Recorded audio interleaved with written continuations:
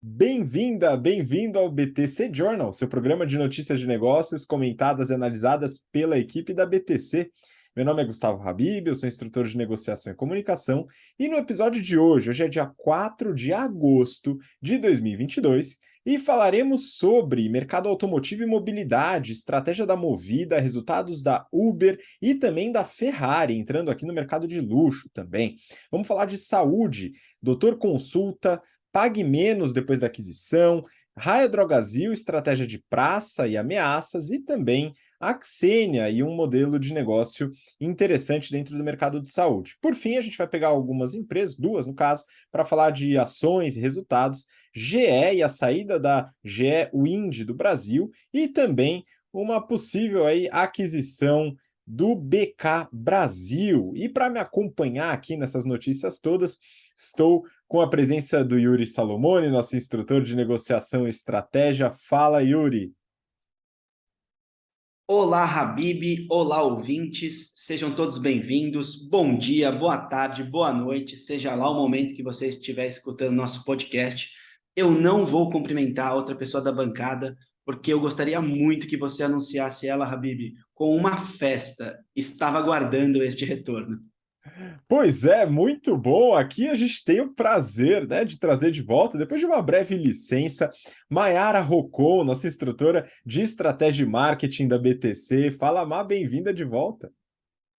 Oi, gente, é um prazer estar aqui de novo. Habib, Yuri, ouvintes, tudo bem? E antes que alguém se preocupe, a licença foi para dar um gás no meu mestrado, né? Então deu para avançar bastante. Provavelmente esse ano eu termino como mestre, se tudo der certo. Mas, né, vou dar o gás aí terminado, volto aqui para o Journal com vocês.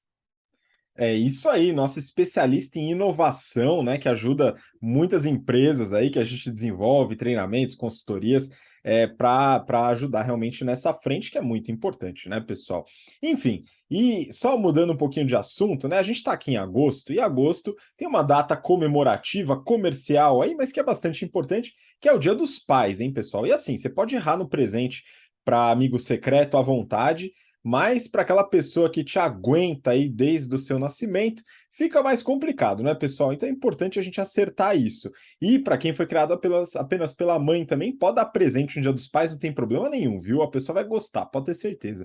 E uma dica de presente, que eu acredito que é bem relevante aí, talvez eu siga esse caminho, é uma peça da Insider Store, uma vestimenta, aí pode ser uma tech t-shirt, igual a que eu estou vestindo aqui, ou outros itens que tem tanto masculino como feminino, mas que realmente é um presente interessante para você dar para o seu pai aí no Dia dos Pais.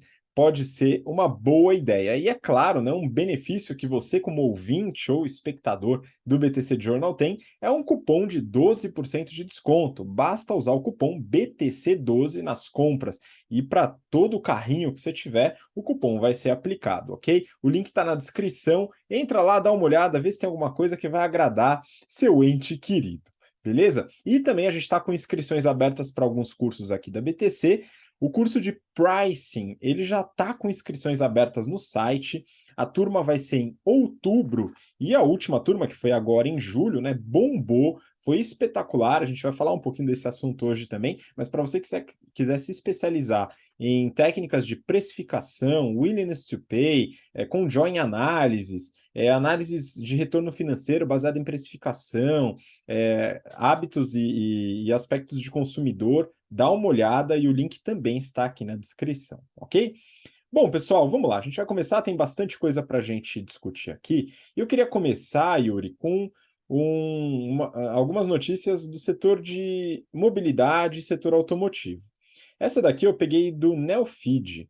O título é: Depois de ganhar escala, Movida foca em geração de valor. Pois é, a Movida trouxe alguns movimentos estratégicos interessantes no último ano. Eu queria que você comentasse um pouco sobre. Vamos lá, Habib. Aqui vou comentar um pouco sobre a visão estratégica que a Movida vai seguir agora nos próximos tempos. Estrategicamente, ainda com a pandemia ali afligindo muitas empresas e muitos negócios, a Movida tomou uma decisão de risco e acertou. Ela decidiu que era momento de renovar a frota. Isso para se diferenciar num mercado muito competitivo entre as locadoras de carro. Agora, no segundo trimestre de 22, a empresa está totalizando 207 mil carros. Ela teve um aumento de 54% em relação ao mesmo período de 2021. Eles entendem que chegaram a um tamanho ideal e que agora é hora de se tornar o maior gerador de valor da indústria de locação de veículos ao longo prazo. Eles dizem que o benchmark de mercado, de tamanho de frota versus demanda, ainda não foi escrito. E eles serão especiais em criar esse benchmark, ou seja, eles são o segundo colocado aí e vão dizer que vão ser o benchmark do mercado. Audacioso. O CEO, o Renato Franklin, ele revelou ao Feed, que é onde a notícia que a gente anunciou aqui, que tem de melhorar a eficiência operacional para crescer de forma sustentável. Como fazer isso? Digitalização da jornada do cliente. Segundo, aprimorar ferramentas de precificação. Hoje eles têm cerca de R$ 2.973 por carro por mês de rentabilidade. Então aqui, se você precisa aprimorar as ferramentas de pricing, se você não entende como é que faz isso, a gente tem o curso de Pricing Strategy Program aqui do GBP. Aqui no GBP também a gente fala um pouco de pricing e na BTC cursos diversos para você aprender como fazer pricing na sua empresa. A Movida muito provavelmente vai acertar nisso. Tomara que tenham pessoas que tenham feito curso com a gente que com certeza saberão fazer isso com êxito. E o terceiro ponto, e não menos importante, deixar a frota moderna. Eles investiram em uma quantidade maior de SUVs e acreditam que a demanda para os carros deles serão maiores nos próximos meses. E o que eleva, né, os tickets médios da empresa, expectativa de aumentar o ticket médio no futuro também, e renova a idade média da frota. Bom, a concorrência da Movida aqui é a Localiza. A Localiza lidera, ela acabou de comprar aí a Unidas, né, cuja incorporação foi liberada pelo CAD em junho de 2022, depois de venderem cerca de 49 mil unidades da base de carros deles. Ou seja, para a Localiza poder comprar Unidas, eles tiveram que abrir mão de parte dos seus ativos, para não haver um monopólio. Venderam 49 mil unidades, quem comprou foi a Ouro Verde, comprou todo o pacote das unidades, e a gente anunciou isso tanto aqui no BTC Journal, quanto no BTC News. Então, resgate aí os nossos podcasts que você vai ver todo esse movimento. Bom, alguns resultados que surgiram já agora no segundo trimestre de 22. O primeiro deles, dado esse aumento de frota, receita líquida cresceu 90,5% e atingiu 2,3 bilhões de reais. A receita mensal por carro cresceu 46%. Eles tiveram vendas de seminovos muito expressivas, porque renovaram a frota, venderam 49 mil unidades. E o EBITDA cresceu 2,3 vezes e chegou a 905,3 milhões de reais. Yuri, só coisas boas? Pois é, nem tudo. Ao aumentar a frota, o custo da operação aumenta significativamente. Esse custo aumentou, pessoal, 154%. Se aumenta a frota em 54% e aumenta o custo em 154%, você pode ter desregulado um pouco a sua gestão operacional. Chegou aí a 173,6 milhões de reais gastos nessa operação. Bom, pensando nisso, o CEO, apesar dele ter dito aqui, né, como eu citei há pouco, a gente tem que melhorar a eficiência operacional, chegamos num tamanho ótimo. É claro, você dobrou o CAPEX da sua empresa, agora tem de agir no OPEX, na parte operacional, na gestão dos seus ativos e rentabilizar essa dobra na quantidade de veículos que tem na sua frota. Boa sorte à Movida, tomara que dê certo, para a Localiza não ficar sozinha junto com a Unidas em primeiro lugar. Um mercado com concorrência é um mercado sadio. Exatamente, vamos torcer para continuar um pouquinho de competição nesse mercado, na verdade. Mas eu gostei que você falou do BTC News, até porque para a próxima notícia, ela foi comentada recentemente. Eu peguei aqui da Forbes. Uber tem fluxo de caixa positivo pela primeira vez e ações sobem. E essa notícia foi comentada no detalhe, não essa notícia, mas outra, enfim. E o resultado foi mostrado pelo Renato Aracaki, que produz o BTC News diariamente para vocês. Se você não conhece, vá lá dar uma olhada, tanto no YouTube como nos podcasts. Se você for no YouTube, tem um presentinho ainda, porque o Renato compartilha os resultados na tela, tal, e você consegue acompanhar com bastante detalhe essas notícias e uma pitada de análise que a gente coloca aqui, tá? Tem conteúdo todo dia, pelo menos dia da semana, para você acompanhar, ok? E eu vou comentar um pouquinho, fazer algumas intervenções aqui, mas o detalhe tá lá no News, beleza? Enfim, primeiro trimestre de geração de caixa. Boa notícia para Uber e para os seus usuários, viu, pessoal? Aparentemente, ao menos no primeiro momento, a empresa pode chegar à sustentabilidade financeira. Não é um trimestre que nos diz isso, mas ele dá pelo menos um vislumbre de uma possibilidade. As ações, elas subiram não só por causa disso, mas também porque o crescimento no segmento de mobilidade foi muito expressivo. A gente vai dar uma olhada aqui nos resultados. Ainda assim, quais são os pontos de atenção? Na semana passada, a gente falou do Spotify. Se você não acompanhou o episódio da semana passada, corre lá e dá uma olhada. A gente falou que a empresa, em algum momento, ela chega na estabilidade. O Spotify ela tem reduzido o crescimento de usuários ao longo do tempo, mesmo expandindo para novas regiões. Mesmo assim, a empresa está bem, a gente deu uma olhada, a gente analisou no News também, que a empresa está gerando caixa, está com uma boa perspectiva, tal, mas o crescimento ele foi estabilizado. Isso não caiu muito bem para os investidores, percebendo a realidade, né? Na verdade, a empresa até subiu, as ações até subiram, mas os investidores acho que não acompanharam muito bem o que o CEO da empresa comentou. Mas a Uber vai atingir esse ponto de estabilidade. Ela está crescendo bastante, voltou com um crescimento expressivo, mas a gente já vai perceber que isso deve estabilizar. E o valor de mercado talvez não condiz com essa estabilidade. Isso a gente vai ter que acompanhar, mas isso não quer dizer que a empresa está ruim ou que a empresa é insustentável necessariamente. Mas um outro ponto é a análise de competição. A gente fala muito nas aulas de estratégia, a Mayara trabalha muito esse tema, que são as 5 forças de Porter, e análise de mercado, análise de concorrência, de competição, entre outros pontos. No BTC News, o Renato ele aponta para a ameaça de substitutos, e ele coloca aqui que um dos substitutos seria o carro próprio. E o carro próprio, nesse último ano, teve um aumento de preço muito expressivo, ou seja, essa ameaça foi reduzida. E isso pode ter contribuído com a melhoria do resultado que a gente vai ver daqui a pouquinho. Mas eu queria adicionar um outro substituto que o Renato não comentou lá no BTC News, mas que eu acredito que seja relevante, possa ser relevante futuramente, que é o transporte público.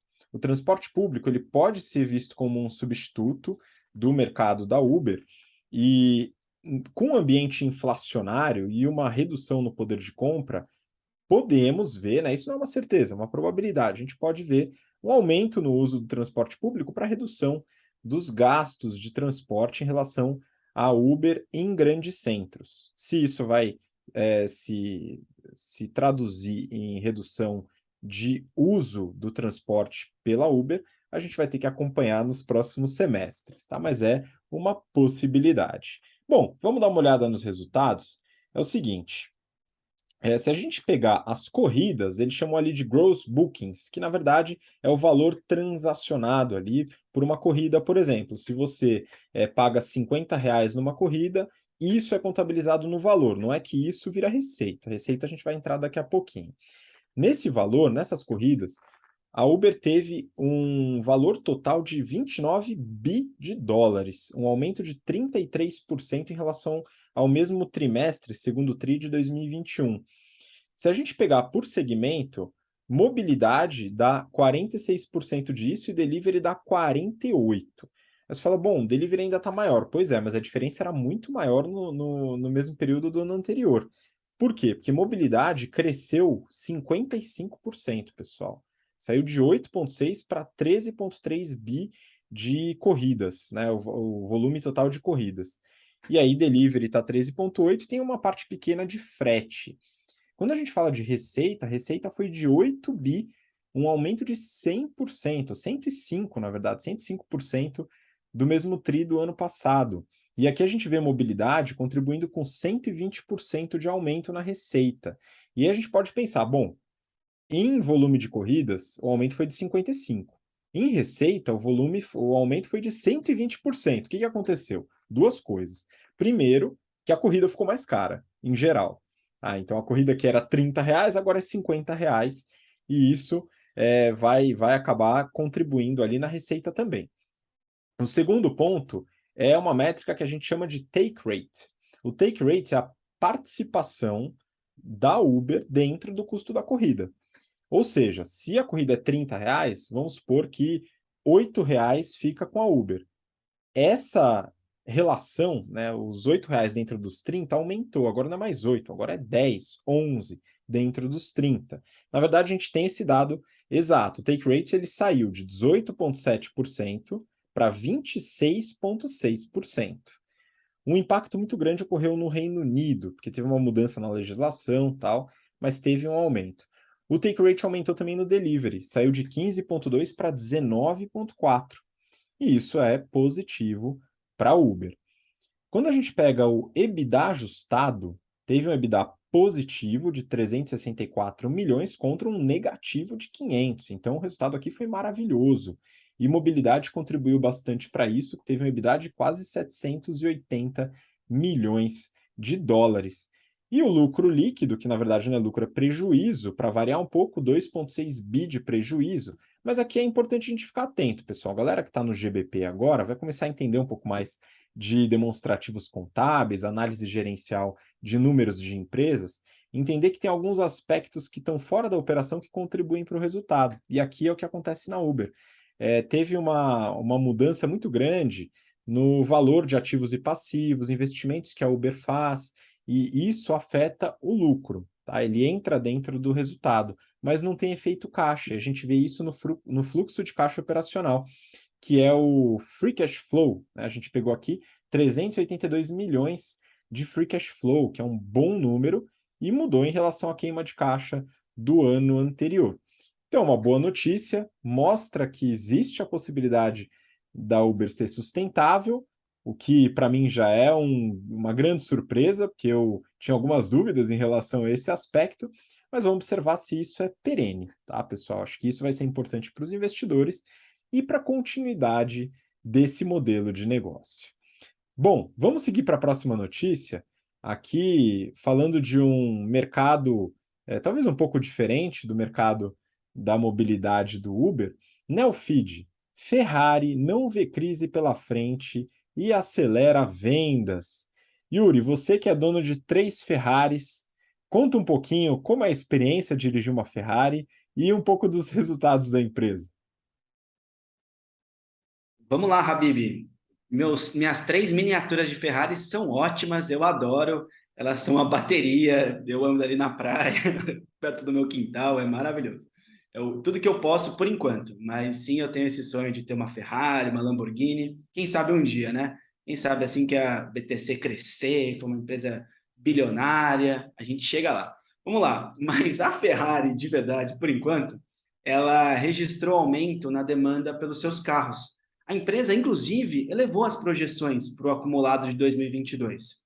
Além dos produtos de luxo, que já são incríveis, os novos compradores ainda personalizam e geram uma maior receita incremental nos seus negócios. Isso é muito legal. Eles tiveram um aumento de 29% no volume de vendas. Isso na comparação com o segundo trimestre do ano passado, ou seja, períodos comparáveis. Eles chegaram a 3.455 unidades. Com isso, a receita subiu 25% e chegou a 1,3 bilhões de euros. O lucro líquido também cresceu 22% e chegou a 251 bilhões de euros. É bastante dinheiro, né? Nossa, se eu fosse o CFO aqui, eu ia gostar. Bom, com esse negócio, 2 modelos foram os mais vendidos. Primeiro, a Portofino M, que é uma unidade que vale cerca de 3,5 milhões de reais, depende do nível de personalização que você tem. E a segunda, a F8, que é meu sonho de consumo, Habib, Mayara e ouvintes, que ela é avaliada hoje, vendida a cerca de 5,2 milhões de reais. Bom, mas Yuri, aonde esses produtos foram vendidos, né? Onde encontram tantos milionários a ponto de fazer essas aquisições? Vamos por ordem crescente. No EMEA, Europa, Oriente Médio e África, teve 4% das vendas. Na região APAC, que é a região da Ásia e Pacífico, excetuando China, Hong Kong e Taiwan, tivemos 21% da venda, de participação. As Américas também tiveram uma contribuição significativa, e elas cresceram 62% nas vendas. E o destaque principal aqui é para China, Hong Kong e Taiwan. Eles cresceram 116% no período. A gente sabe que a China, per capita, tem a maior quantidade de milionários, bilionários no mundo, né? Mas, crescer 116%, agressivo esse crescimento na reunião. E o CEO, o Benedetto Venha, que é um italiano, disse: a qualidade desses 6 meses e a robustez do nosso negócio nos permite revisar para cima as projeções de 2022 em todas as métricas. Eu espero que só não aumente o custo, né? Porque se aumentar em todos e o custo crescer mais do que a receita, dá uma complicada aí, né, Benedito? Mas tudo bem. Talvez aqui tenha sido uma tradução literal do que ele falou, mas tudo bem. Bom, mas aí vocês me perguntam, né? Vocês comentam toda semana aqui das crises, dos semicondutores e afins. A Ferrari não tem problema com isso? Pessoal, a FCA, por exemplo, que é a Fiat Chrysler Automobiles, ela vende 400 mil unidades por trimestre. A Ferrari vendeu 3.500. Então, é óbvio que eles têm dinheiro suficiente para comprar os semicondutores, por exemplo, que existem no mundo inteiro, e entregarem essa unidade de 5,2 milhões de reais. Deve ter uma margenzinha para negociar isso daí, né, Mayara? Eu estimo que não vai ter problema de ruptura na cadeia de peças para a Ferrari, Habib.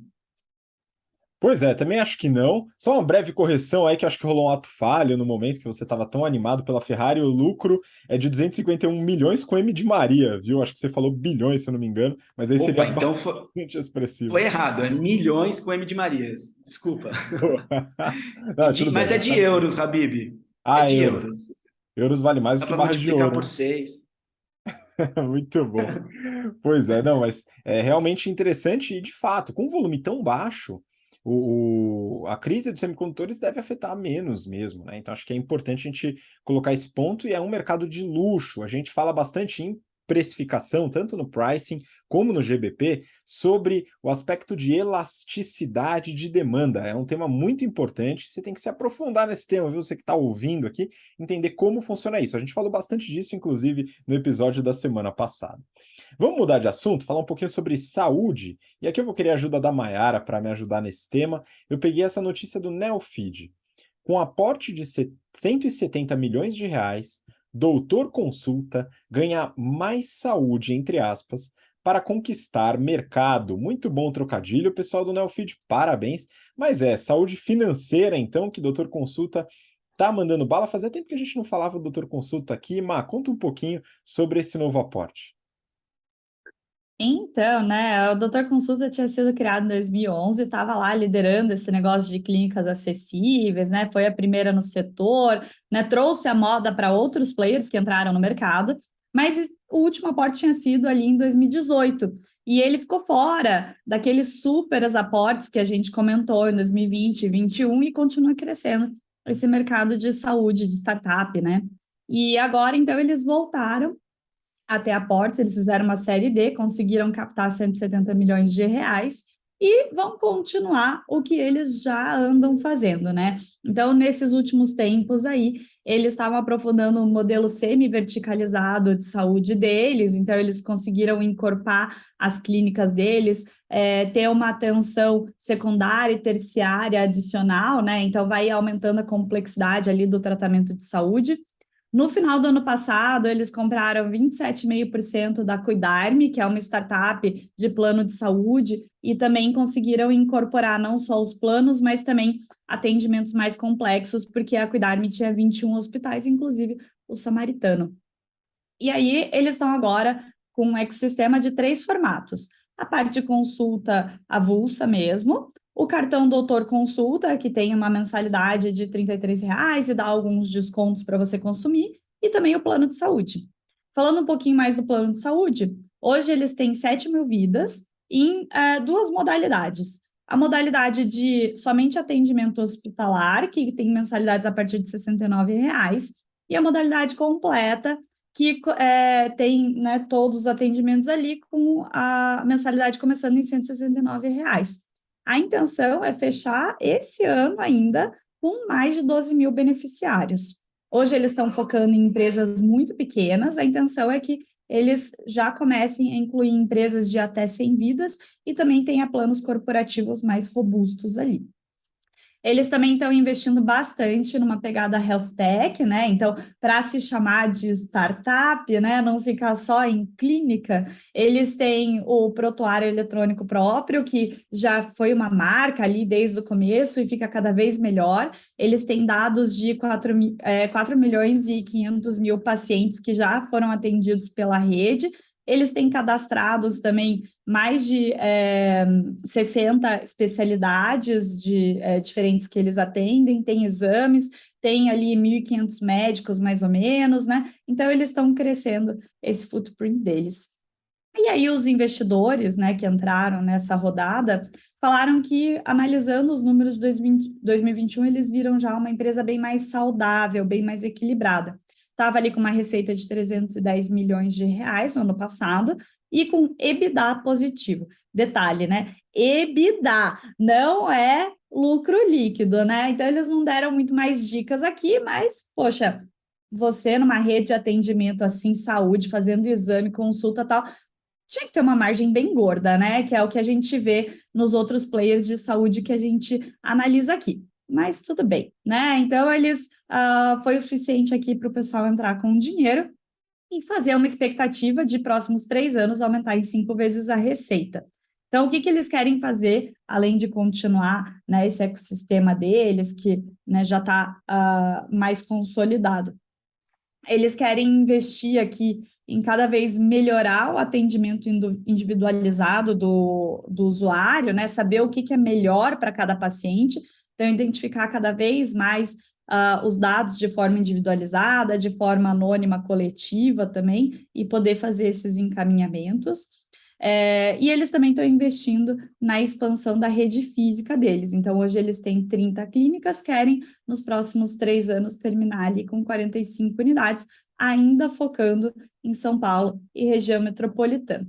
Então, vamos ver, né? Eu sou fã do modelo deles, mas, gente, tem que dar lucro, né? Até porque é um segmento de alta margem.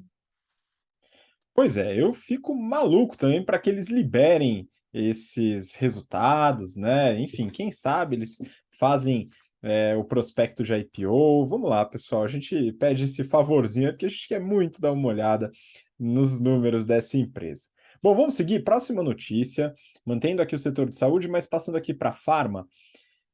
Valor econômico. Com Extra Farma, Pague Menos espera ganhos de sinergias de até 275 milhões de reais. Yuri, a gente fala muito sobre sinergia aqui, é um tema bem interessante, só que é muito importante que a gente saiba separar o Excel da realidade, né? Primeiro que é muito importante a gente saber calcular sinergias. Então, para você que quer aprender, né, vai ter uma aquisição, uma fusão, como é que eu sei, né, qual vai ser o ganho de sinergia? A gente trabalha esse assunto no General Business Program, tá? Daqui a pouco a gente abre inscrições para as turmas do primeiro semestre de 2023, hein, pessoal? Fiquem atentos aí. Mas por enquanto a gente vai trabalhando aqui e os alunos desse semestre já estão arrebentando. Yuri, conta um pouquinho sobre esse movimento da Pague Menos.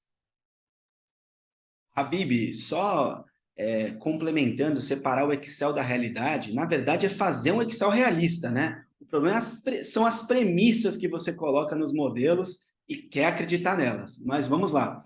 Dia 1 de agosto, com um prazo um pouco maior do que o esperado, a rede de varejo farmacêutica Pague Menos, ela anunciou a conclusão da aquisição de 99% do capital social da Extra Farma, que é uma rede de farmácias e que pertencia ao grupo Ultrapar, dona da rede de postos Ipiranga. Bom, demorou um pouco mais, porque o CAD, para aprovar essa aquisição, ele exigiu o fechamento de 8 lojas, para também não haver a formação de um monopólio. Assim como ele fez a Unidas vender 49 mil carros no caso da Localiza, aqui fez fechar 8 lojas dentre todas as mais de 1.500 que eles têm hoje. Bom, houve um primeiro pagamento no dia 1 de agosto de cerca de 365 milhões de reais e ainda terão duas outras partes em agosto de 23 e em agosto de 2024, parcelas de 182 e 183 milhões com M de Maria, respectivamente. Habib, a alavancagem da empresa, que era de cerca de 1,7 vezes, uma alavancagem super sadia, vai para 2,7, muito próximo de 3 nos próximos 6 meses. Isso é um risco, isso a gente tem que tomar cuidado e acompanhar, porque vai ter que cumprir o que prometeu para não chegar a uma alavancagem maior de 3 e começar a cobrir riscos. Bom, como equilibrar ou como reduzir essa alavancagem? Eles terão de captar as famosas sinergias. O José Rafael Vasques, que é diretor de operação, disse à reportagem, abre aspas, com a captura das sinergias, vamos retomar o patamar de 1,7 vezes de alavancagem num horizonte de até 2 anos. Tomara que eles consigam, tomara que a operação seja saudável, seja rentável, e essas sinergias, elas poderão ocorrer em economia de escala, por exemplo, quando a gente compra mais medicamentos de um único fornecedor, agora juntando a Pague Menos com a Aerofarma, isso vai ajudar, com a Extra Farma, desculpa, isso vai ajudar a comprar, quanto mais volume eu compro, menos eu pago na unidade. Essa é a tendência de negociação de volume que os nossos alunos do GBP estão cursando essa semana. Bom, eles também terão economia de escopo. Quando eu junto duas empresas, eu tenho 2 áreas financeiras, 2 áreas administrativas, 2 áreas de logística. Eu junto, fico com os melhores, tanto de processos e produtos, quanto os melhores colaboradores, para economizar. E com essa integração toda, feita pela Extra Farma, junto com a Pague Menos, a nova empresa ela vai passar a ter 1.591 lojas e cerca de 5,4 bilhões de reais de receita bruta. E pode chegar a 410 milhões com M de Maria de reais de EBITDA, Habib. Vai ser uma empresa grandinha, hein? Bem interessante.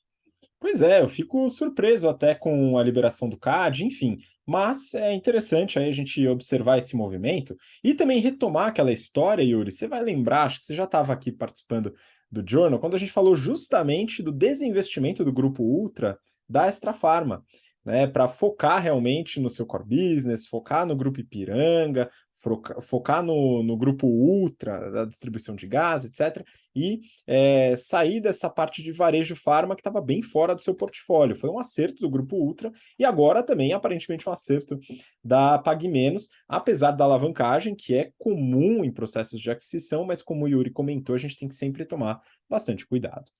Vamos seguir? Próxima notícia, também farma, valor econômico.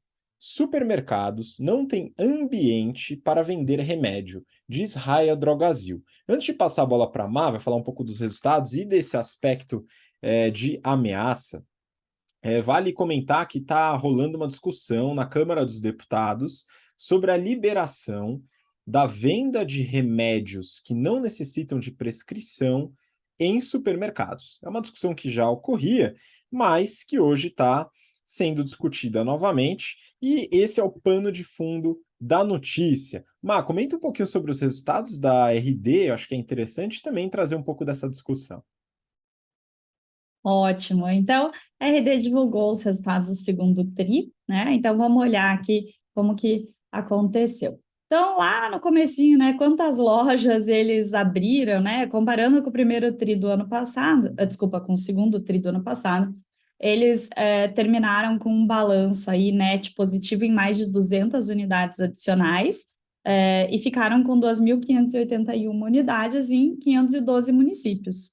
A receita bruta fechou em 7,6 bilhões de reais, um aumento de 22%, mas eles mesmos sinalaram que essa tendência não iria se repetir, porque isso foi muito puxado pelo aumento da inflação.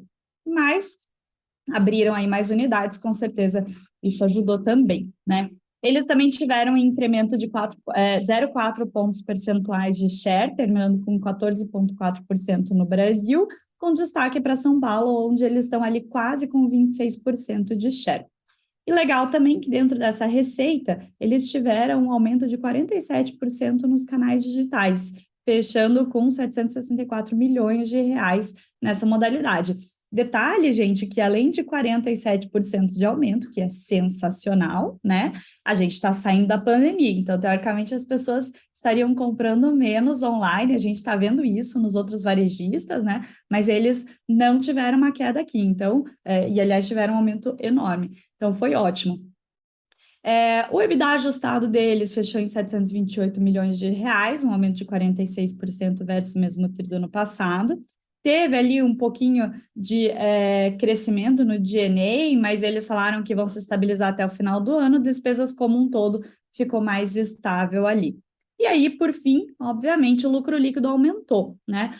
Ficou em 344 milhões de reais, um aumento de 48% versus o mesmo tri do ano passado. Aí você fala, nossa, que legal, né? Então fechou super bem. Gente, não acaba no lucro líquido, não, né? Tem que olhar o bolso. Então, de novo, eles tiveram um free cash flow negativo, que já está se estendendo aí para alguns trimestres. Então, eles acabaram, como o fluxo de caixa total ali, eles consumiram 193 milhões de caixa nesse tri, até porque eles investiram 255 milhões para poder crescer, né? Tiveram uma piora de ciclo de conversão de caixa e mesmo assim, né, mesmo já tendo ficado negativo até aqui consumindo caixa, eles foram lá e distribuíram dividendos, então consumiram mais ainda, né?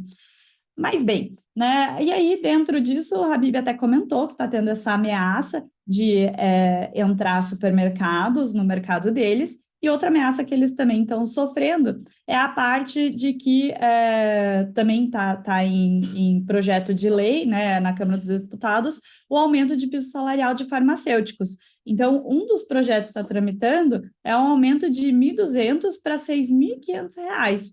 E assim, é um aumento bem grande, abrupto, independente de se farmacêuticos merecem ou não, é um aumento muito grande de uma hora para outra, né? Deveria ser feito um degrauzinho aí e tal, mas bem, e eles até pontuaram ali na teleconferência que, bem, como é obrigatório ter o farmacêutico a todo momento ali, né? Numa loja que vende bastante, uma loja grande, isso aumentaria mais ou menos em 2% os preços para o consumidor se fosse passado totalmente esse custo.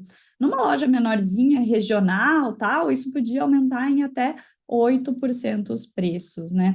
A gente sabe que talvez eles não repassem totalmente esse custo para o consumidor, até porque aumentando o preço você tem uma elasticidade, mas se eles não repassarem, né, aí vira a diminuição de margem. Então, assim, juntando essas duas ameaças, não está muito legal para eles, né?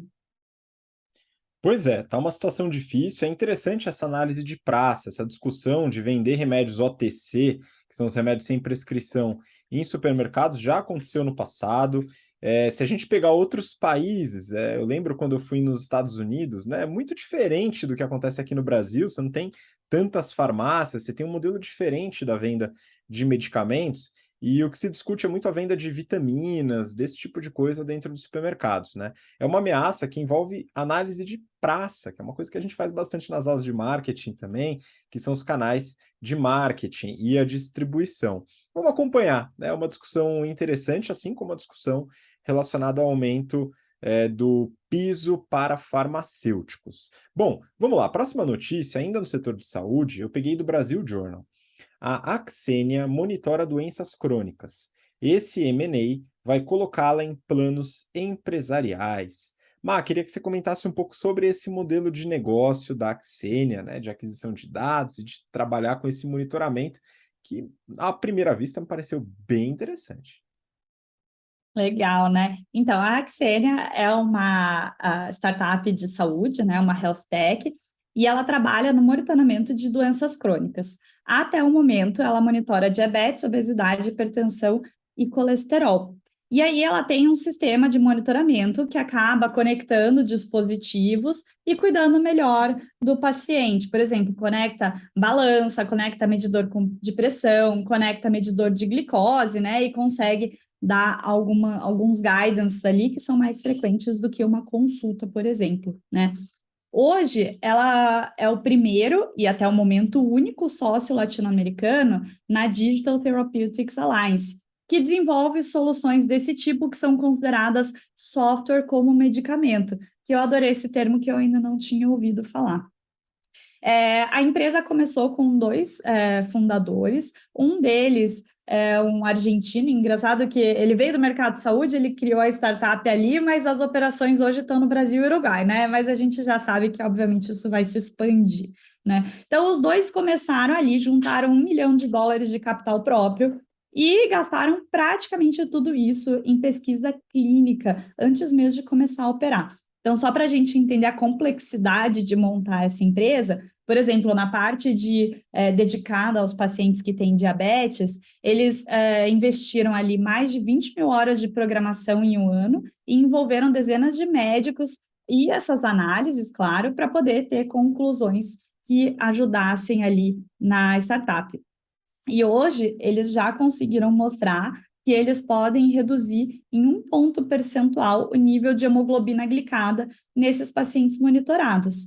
Esse 1 pontinho, né, que parece pouco, ele consegue diminuir em 14% o risco de ataque cardíaco, em 12% o risco de derrame e em 21% o risco de morte por diabetes. Então, é muito legal para o paciente. Mas óbvio que a gente tem que olhar também o outro lado disso, né? Porque isso envolve um aumento de custo, então tem que ter um retorno, né? Então, para os planos de saúde, isso consegue reduzir 13% o custo de um paciente com diabetes tipo 1, que significa mais ou menos no sistema privado $10 mil por ano. Então, legal, né? Você aumenta um pouquinho o custo ali com o monitoramento, né? No caso, eles cobram uma assinatura mensal por vida, né? Então, o plano pagaria essa assinatura mensal, mas tem em contrapartida um custo bem menor, né, com o paciente. Eles, então, levantaram agora, no final de 2021, mais $4 milhões com fundos para poder, né, realmente operar a empresa, já que o primeiro 1 milhão foi tudo para essa estrutura montada, né?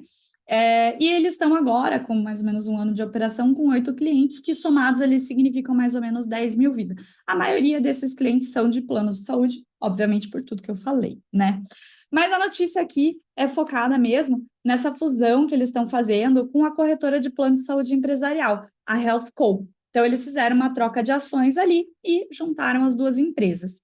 Então, para o lado da Xiena é legal, porque eles conseguem ter uma verticalização no processo deles, eles verticalizam para frente, conseguem chegar mais perto do consumidor final, mas a intenção aqui, o cliente deles, né, é a empresa. Então, antes eles tinham que passar pelo plano, agora eles conversam diretamente com a empresa. Eles também ganham bastante escala, adicionam ali 32 mil vidas nessa empresa que vai, né, a nova empresa aqui, né? E eles aumentam o faturamento para R$5 milhões este ano, com uma expectativa de ano que vem já virar R$25 milhões.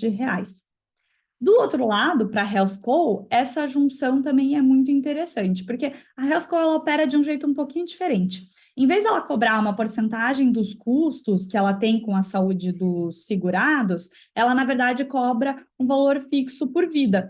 Ou seja, o foco dela é em reduzir os custos que as empresas de saúde têm com cada uma das vidas. Então, para a gente ter uma noção aqui de como esse foco ajuda realmente você ter uma eficiência, né? Em 2020, eles reajustaram 2,5% os planos deles, versus 20% que foi a média de mercado. E no ano de 2021, ano passado, eles se ajustaram 6,3%, e a média de mercado tinha sido 26%, né? Então, é muito legal esse alinhamento de objetivos, né? Que a empresa quer reduzir custo e eles focam em reduzir custo também. Uma coisa legal aqui que eles fazem é que eles têm um sistema que faz uma análise demográfica e histórica da população que está entrando no plano. Aí eles fazem umas pesquisas com as pessoas que estão entrando no plano e fazem o monitoramento dessas pessoas, né? Então, com esse monitoramento, que é uma das coisas que a Xenia também ajuda eles, né? Eles conseguem reduzir custo. Como esse monitoramento hoje ainda é manual, eles só conseguem monitorar mais ou menos 10% das pessoas que entram no plano. Mas a intenção é que eles estão introduzindo um sistema para automatizar isso e monitorar todo mundo no plano. Hoje, a Axenia, ela faz um monitoramento das doenças crônicas que eu comentei, né? Que significam 30% de todos os sinistros que os planos de saúde têm. Então, ela só ali, ó, com foco no custo. Daqui a uns meses, eles vão lançar um monitoramento de saúde mental, de qualidade de sono e tabagismo, e a intenção é que, lá pela metade do ano que vem, eles consigam expandir esse monitoramento para 80% das sinistralidades. Então, é muito bom quando você faz um ótimo objetivo estratégico, alinhado com os objetivos do seu cliente, né, sem reduzir foco em qualidade, e aí você consegue ter esse tipo de eficiência. Perfeito aqui. Adorei tanto a fusão como a proposta da Xenia. Muito bom, bem interessante. Colhem dados e monitoramento para essas doenças crônicas, isso é muito importante. E, como a Mayara falou, análise da sinistralidade dos planos, dos hospitais, etc. Isso daqui acaba sendo bem importante para o controle de custos neste mercado. Bom, vamos para o próximo bloco. A gente vai falar um pouquinho sobre ações e resultados. E eu vou começar falando de uma notícia do Brasil Journal. GE vai parar de vender turbinas eólicas no Brasil. Pois é, a divisão da GE, a General Electric, que é responsável pela produção de equipamentos de energia renovável, conhecida como GE Renewable Energy, ela anunciou que vai parar a produção no Brasil. Tá, isso daqui, no Brasil, a gente tem essa parte chamada de GE Wind, que é a parte focada aí em equipamentos de turbinas eólicas. Segundo o Brasil Journal, são mais de 3.000 turbinas eólicas em operação, da GE no caso. Isso compreende 30% do market share. Falando de concorrência, né, o resto do market share é captado principalmente pela WEG, a Vestas, que é uma empresa dinamarquesa, e a alemã Nordex. E aí na reportagem fala que uma fonte falou que a GE estava perdendo muito dinheiro com essa produção, com essa operação no Brasil. Mas a gente vai ver nos resultados que aparentemente não é só no Brasil. Falando em competição, claro, o mercado agora ele se concentra em outros players que vão pescar o mercado da GE. Agora, pensando em fornecedores da cadeia, como a Aeris, que é uma grande empresa que fabrica pás eólicas, é que eu até falei com o Yuri no começo, é uma curiosidade, né? Às vezes a gente está andando na estrada e vê um caminhão enorme com um negócio branco e comprido gigantesco andando na estrada, que para no acostamento, que precisa de 2 caminhões, que é gigantesco. Aquilo é uma pá eólica. Uma pá eólica muitas vezes tem mais de 50 metros de comprimento, um negócio gigantesco, viu, pessoal? Enfim, a Aeris é uma dessas produtoras, plantas aqui no Brasil e tal, e ela vai sofrer aqui na questão de poder de barganha. E eu tô falando disso porque a gente está agora, essa semana, trabalhando negociação estratégica junto com os alunos do GVP e falando exatamente sobre dinâmica de poder de barganha. E quando você tem um eventual comprador saindo desse mercado, uma concentração de compradores, a análise de poder de barganha vai alterar, né, em favor desses compradores contra o fornecedor, que agora tem menos alternativas. A gente analisa isso dentro das aulas do General Business Program. Então, para os alunos aqui, é mais um exemplo aqui de mudança de dinâmica de poder de barganha relacionado a fornecedores e clientes. E para você que ainda não faz essa análise ou não viu como ela funciona, já se prepara, porque semestre que vem temos mais turmas, hein, pessoal? E é justamente ali que está presente o poder de barganha na análise de alternativas, o BAT, né? A gente fala bastante sobre isso. Enfim, vamos dar uma olhada nos resultados, pessoal. A GE divulgou os resultados aqui do segundo TRI de 2022, é uma empresa enorme, gigantesca, e ela teve uma receita de 17,9 bi de dólares. Bi com B de bola, hein, pessoal? É muito grande. Teve um aumento de 2% da receita do trimestre do segundo TRI do ano anterior. E falando um pouquinho das divisões. A GE ela tem 4 divisões ali no resultado. Tem a GE Aeroespacial, que produz turbinas para avião, sistemas para aviação e também turbina de navio, tá aqui dentro da aeroespacial. a GE Healthcare, que produz máquinas de ultrassom, diagnóstico por imagem, eletrocardiograma, carrinhos de anestesia e os ventiladores pulmonares, que ficaram bem famosos aí nos últimos anos. GE Renewable Energy, que trabalha turbinas eólicas onshore e offshore, ou seja, as que ficam na costa, as que ficam no mar, turbinas para hidrelétricas, soluções de transmissão e distribuição, que eles chamam de grid, e a parte de hidrogênio. Por fim, tem a GE Power, que é a parte mais suja ali da geração de energia, carvão, gás e nuclear, que alguns consideram sujo, outros não. Enfim, está dentro da GE Power. O sujo foi um detalhe meu, tá, pessoal? Não faz parte do pitch de vendas da GE Power falar que é energia suja, ok? Então foi só um parênteses aqui. Falando da receita de cada unidade, a aeroespacial tem uma receita de 6,1, teve, né, no segundo tri, uma receita de 6,1 bi, Healthcare 4,5, Power 4,2 e Renewable 3,1. Qual que é o problema, pessoal? Se a gente pegar, por exemplo, a aeroespacial, teve um aumento de receita de 27% do mesmo período do ano passado. Muito baseado aí no retorno, aí, no aumento do número de viagens. E ela vende muito para aviação comercial. A margem é de 18,7%.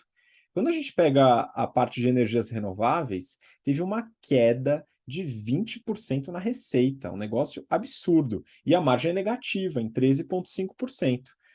O principal representante aqui nessa queda é turbina eólica, principalmente onshore, dentro da costa, o que é muito grande aqui no Brasil.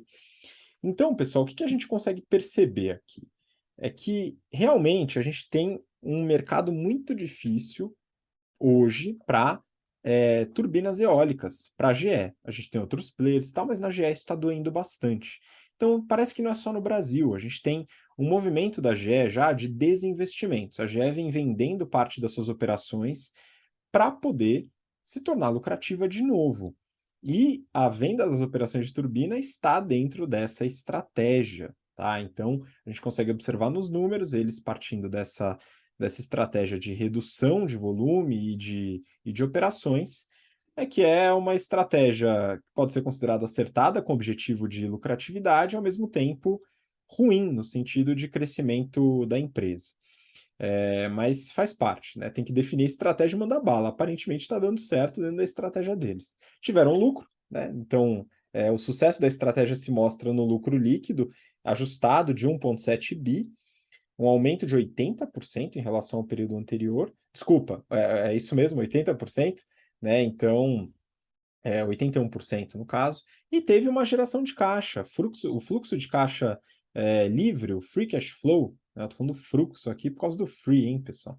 Free cash flow, 200 milhões de dólares. Então, a gente pode dizer sim que a estratégia da GE está acertada com o objetivo que eles têm, que é de lucratividade, e isso é só mais uma demonstração dessa estratégia sendo executada. Se é a estratégia correta, a gente vai acompanhar. Há controvérsias quanto a isso, mas é uma possibilidade. Lembrando que nem toda empresa e modelo de negócio deve executar sempre a mesma estratégia que concorrentes ou que outros momentos, ok? Vamos para a última notícia. Eu peguei aqui do Infomoney e o título é o seguinte: dona do Burger King Brasil recebe proposta do Mubadala e ação salta 18,8%.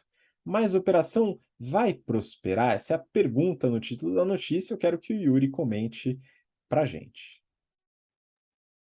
Vamos lá, Habib, a nossa última notícia do BTC Journal de hoje. Falar sobre o BK. Bom, a antiga BK Brasil, atual BKB BR3, ela recebeu uma proposta de aquisição de controle por um veículo de investidor estatal, que é nos Emirados Árabes Unidos, que é Mubadala, e é um tipo de BNDES do Brasil, ele fomenta investimentos na região dos Emirados Árabes. Bom, eles lançaram uma oferta visando a aquisição de 45,15% das ações de emissões da companhia, ao preço de R$ 7,55 por ação. Se for aceita essa proposta, o fundo passará a deter 50,1% do capital social. Bom, Esse é um preço oferecido e ele representa um prêmio de 21,4% em relação ao preço de fechamento da última sexta-feira, 29 de julho, que estava no valor de cerca de 6,22 reais por ação. Mas, Yuri, quem são os principais acionistas hoje? São três: Atmos Capital, 20 Cap Partners e o Morgan Stanley. E o conselho do BKB, BR3, ele vai analisar a proposta. Nos próximos 15 dias, devem divulgar um parecer prévio se aceitarão ou não. Mas vamos lá, vamos responder a pergunta que o Habib me fez. Foi uma oferta baixa? Vai dar certo? Não vai dar? Ao avaliar aqui os comentários dos diversos analistas, os quais eu li antes de apresentar isso aqui para vocês, eu percebi que vai ser bem difícil desse deal ser aceito. Por quê? Quais são os três principais motivos, na minha opinião? O primeiro, o BK está numa baixa histórica das ações, apesar da expectativa de alta de crescimento para os próximos anos. Segundo, o preço oferecido ele implica um múltiplo de 5,1 vezes o valor da empresa sobre o EBITDA esperado para 2023. O mercado, historicamente, ele pratica algo em torno de 10. O terceiro motivo, e não menos importante, essa oferta também implica em um múltiplo de 12,2 vezes o preço sobre o lucro esperado, também nas perspectivas de 2023, novamente com um desconto significativo em relação à média dos pares globais que rodam em torno de 20 vezes. Teremos que aguardar a próxima quinzena, mas se eu tivesse de apostar, esse deal nesses valores não será aceito, Habib. Aposta realizada, vamos acompanhar, Yuri, quero ver, né? Eu vou apostar ao contrário, acho que vai ser feito esse deal, sim. Não duvide dos árabes, ok? Então, muito bom, mas vamos acompanhar. Tá valendo aqui uma cervejinha no final de semana, beleza? E a gente vai aqui fechar o nosso episódio de hoje. Mayara, muito obrigado de novo pela participação, pelo retorno e te aguardamos, claro, na próxima semana, hein? Obrigada pela companhia, gente. Obrigada a todos os ouvintes. É um prazer estar aqui com vocês de novo. E a gente se vê, então, né? Obrigado, Yuri, de novo, pela contribuição, pelo conhecimento e pela participação. Valeu, Habib. Obrigado, Mayara. Agradeço a todos os ouvintes que estiveram com a gente aqui até esse momento e até a semana que vem. Muito obrigado, você que acompanha a gente até agora, pelo interesse, pela paciência. E nos vemos então na próxima semana para o BTC Journal. Um grande abraço, até lá. Tchau, tchau.